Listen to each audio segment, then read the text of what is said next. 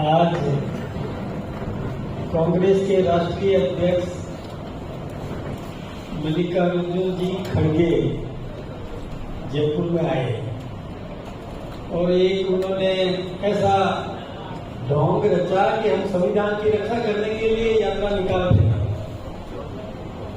मैंने तो देखा है कि राज्यसभा में भी उनका जो व्यवहार था उसमें भी संविधान का सम्मान उन्होंने नहीं किया।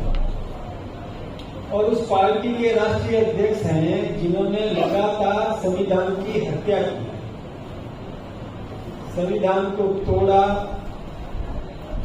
संविधान का अपमान किया, संविधान के रचयिता बाबा साहब भीमराव अंबेडकर जी का भी अपमान किया, उनको लोकसभा में नहीं जाने दिया, उनके खिलाफ में उम्मीदवार खड़ा करके उनको हराया 2 बार। और आदरणीय भीमराव अंबेडकर जी का सम्मान भी हमारे देश के प्रधानमंत्री आदरणीय नरेंद्र भाई मोदी जी ने किया।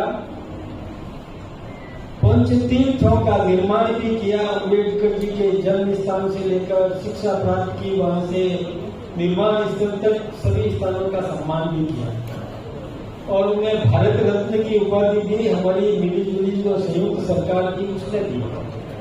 उनका तैल चित्र भी संसद के अंदर हमारे देश के प्रधानमंत्री नरेंद्र भाई मोदी जी ने लगाया। और कांग्रेस के बारे में सभी जानते हैं कि इन्होंने कई बार संविधान की हत्या की। एक बार तो देश में आपातकाल लगा दिया, हिंदुस्तान के सभी विरोधी दलों के नेताओं को गिरफ्तार करके 19 महीने तक जेलों में बंद रख दिया।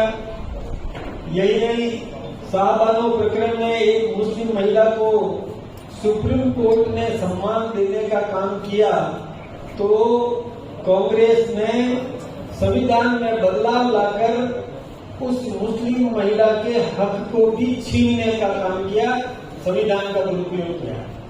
यही नहीं, हमारे देश की चुनी हुई सरकारों को और इन्होंने बर्खास्त किया, कई बार बर्खास्त किया। आपको पता है कि राम जन्मभूमि आंदोलन के बाद भी हमारी सरकारों को बर्खास्त किया।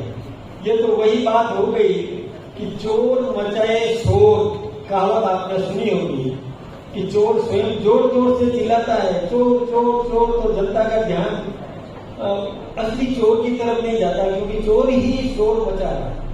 और यही जो संविधान के हत्यारे हैं वो संविधान की रक्षा करने का स्वांग रचकर जनता को भ्रमित करने का काम कर रहे हैं। मैं सोचता हूं कि उनको अपने गिरेबान में झांक करके देखना चाहिए, अपने इतिहास को देखना चाहिए। और स्वयं मल्लिकार्जुन जी ने आज एक हद कर दी, अपने आप को ज्योतिर्लिंग साबित करने का जो काम किया, मैं सोचता हूं कि हमारे हिंदू समाज का बहुत बड़ा अपमान किया है। एक व्यक्ति, जो व्यक्ति कैसे कह सकता है कि मैं और ज्योतिर्लिंग हूं। मुझे याद है, शायद मल्लिकार्जुन खड़गे साहब भूल रहे हैं, संसद के अंदर, राज्यसभा के अंदर सदन चल रहा था, तब हमारे और तिवारी जी ने, घनश्याम तिवारी जी ने और इनकी प्रशंसा में कह दिया था कि आप जो मल्लिकार्जुन खड़गे जी हैं, तो कहा कि मुझे उस नाम से मत पुकारा करो। संसद में जो व्यक्ति उसका और ना करके और तिरस्कार सदुपयोग करता है और वो अपने आप को ज्योतिर्लिंग साबित करने का काम करता है, मैं सोचता हूँ कि हमारी भावनाओं को ठेस पहुंचाने का काम किया। हिंदू समाज की भावनाओं को ये कांग्रेस हमेशा किसी न किसी रूप में और ठेस पहुंचाने का काम करती है। मैं उनकी निंदा करता हूं।